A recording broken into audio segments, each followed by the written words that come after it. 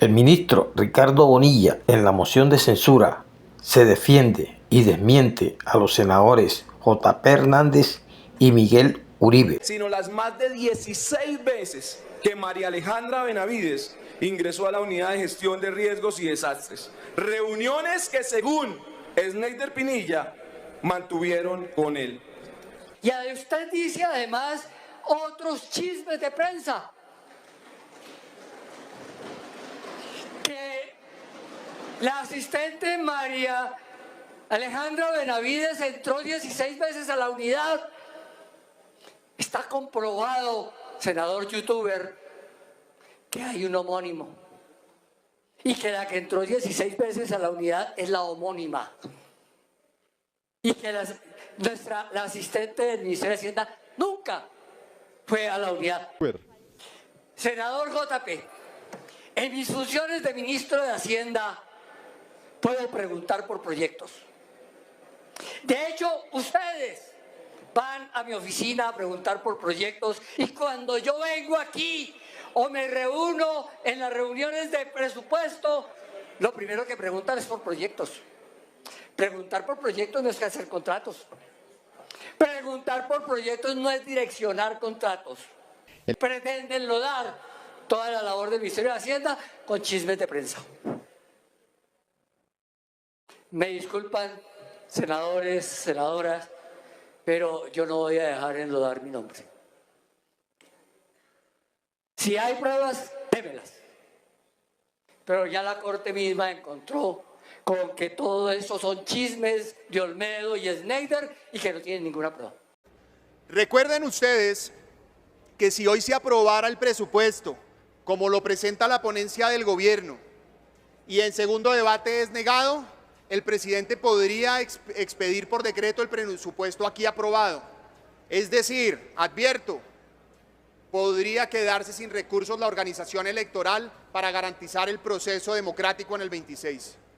Yo por eso les pido, colegas, senadores y representantes, o se niega el presupuesto presentado por el gobierno, que lleve a que se expida sin facultades extraordinarias y con los montos de la distribución original, donde entre otras cosas se garantiza los recursos para la democracia, o los invito a que me acompañen con esta ponencia, una ponencia responsable, no solo pensando en la Colombia de hoy, sino en la Colombia del futuro.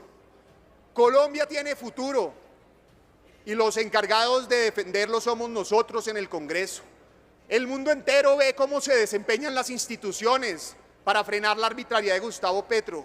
Qué buen mensaje sería que Gustavo Petro reciba un freno de mano desde el Senado y la Cámara para que sea así y entiendan los colombianos que el daño de Petro se puede mitigar. Ustedes bien saben lo que sucede hoy en las calles. 3 de cada 10 petristas están arrepentidos de haber votado por él. Más de 65% de los colombianos están decepcionados y ven de manera desfavorable lo que está pasando en el país. Incluso 30% de quienes hoy acompañan a Petro reconocen que de seguir el camino como va, vamos a estar peor en 2 años a lo que hoy estamos. Petro perdió la capacidad de conectarse y demostró una vez más su incapacidad para gobernar. Hoy, con esta decisión podemos de alguna manera corregir lo que está pasando. Y la discusión no se trata del pasado o Petro, se trata de qué futuro queremos. ¿Cuál es el futuro y la Colombia después de Petro que vamos a construir? Pero senadores, tiene que haber Colombia para seguir adelante.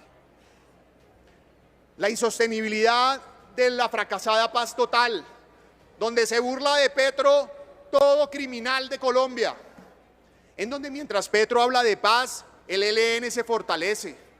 Mientras Petro habla de ceses al fuego, el Clan del Golfo se fortalece. Mientras Petro ofrece impunidad, la FARC se fortalece.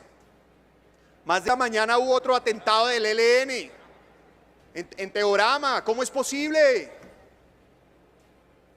Aquí está el senador Castellano, supongo, exalcalde de Toledo. Bueno, ¿hasta cuándo? Dicho eso, quiero invitarlos nuevamente a que sea hoy el Congreso el que le dé esperanza a Colombia. Vamos a pasar de la política del miedo a la de la esperanza, pero con acciones concretas, construyendo el futuro que Colombia se merece. Petro representa ya el pasado y vamos nosotros a dar mensajes oportunos para que los inversionistas sigan creyendo en el país, para que los colombianos no se resignen y para que quede claro que vencer el terrorismo con mano firme, incentivar la inversión con estímulos y generosidad y confianza y tener una política social amplia y generosa es posible. Los invito entonces a acompañarme en esta ponencia alternativa o a negar un presupuesto que será nefasto para la historia del país. No puede ser el Congreso cómplice del golpe, del autogolpe de Gustavo Petro a la democracia. Gracias, presidente. Ponencia del senador Uribe. Senador Uribe ataca al gobierno diciendo que lo estamos endeudando más al país. No, senador Uribe. Fue su gobierno el que endeudó al país y lo dejó endeudado. Y nosotros estamos pagando esa deuda. Fue su gobierno que en el 2020 llevó la deuda pública financiera del 49% del PIB al 61% del PIB. Esos son 200 billones de pesos. Esa deuda es la que estamos pagando ahora. Por esa razón tenemos que pedir cada vez más recursos para el servicio de la deuda y eso erosiona las necesidades de inversión del país. Es su gobierno el que congeló el precio de los combustibles. Es su gobierno el que nos dejó la deuda del Fondo de Estabilización de Precios de los Combustibles.